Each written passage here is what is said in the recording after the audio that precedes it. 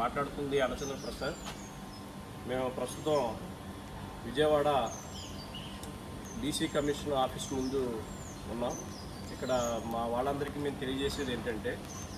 ఏదైతే ఈ కులంలో ఆత్మాభిమానం దెబ్బతినే పరిస్థితి ఏర్పడుతుందో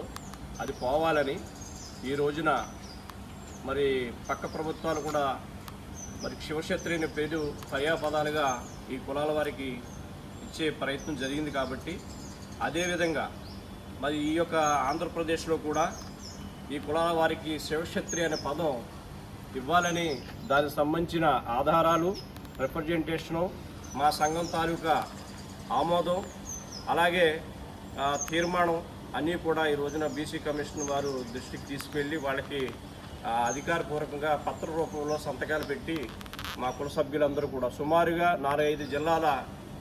కుల సంఘ సభ్యులు వచ్చారు. వాళ్ళందరూ కూడా సంతకాలు పెట్టి ఇక్కడ ఇవ్వడం జరిగింది. ఈ విషయాన్ని మరి రాష్ట్రంలో ఉన్న మన కులస్తులందరూ కూడా అర్థం చేసుకోవాలని, మరి అదే ప్రకారంగా మరి రానున్న రోజుల్లో ఈ ప్రభుత్వం కూడా ఏదైతే కూటమి ప్రభుత్వం, పేదల ప్రభుత్వం,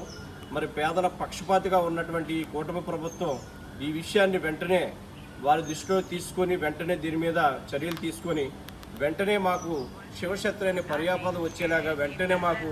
మరి ఆర్డర్స్ ఇవ్వాలని మరి ఈ సంఘం తరఫున బీసీ వెల్ఫేర్ నుంచి, అలాగే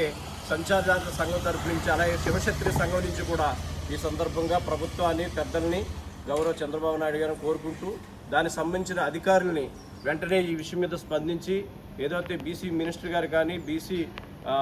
ప్రిన్సిపల్ సెక్రటరీ గారు, అలాగే బీసీ కమిషన్ వారు కానీ అందరూ కూడా దీనికి సహకరించి వెంటనే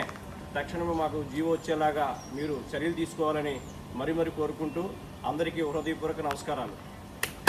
జై శివక్షత్రియ, జై శివక్షత్రియ, జై శివక్షత్రియ,